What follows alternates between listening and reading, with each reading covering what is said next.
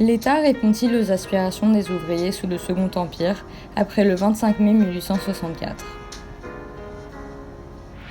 Depuis la loi Le Chapelier de 1791, les coalitions ouvrières et les incitations à la grève sont interdites et sévèrement réprimées. Napoléon III poursuit cette politique répressive au début du Second Empire. Malgré les interdictions, le mouvement ouvrier se développe et des grèves sont organisées dans les années 1862 à 64 en vue d'obtenir de nouveaux droits.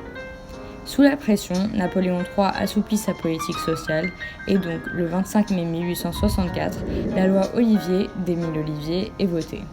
Cette loi abolit le délit de coalition et ouvre donc la voie au droit de grève.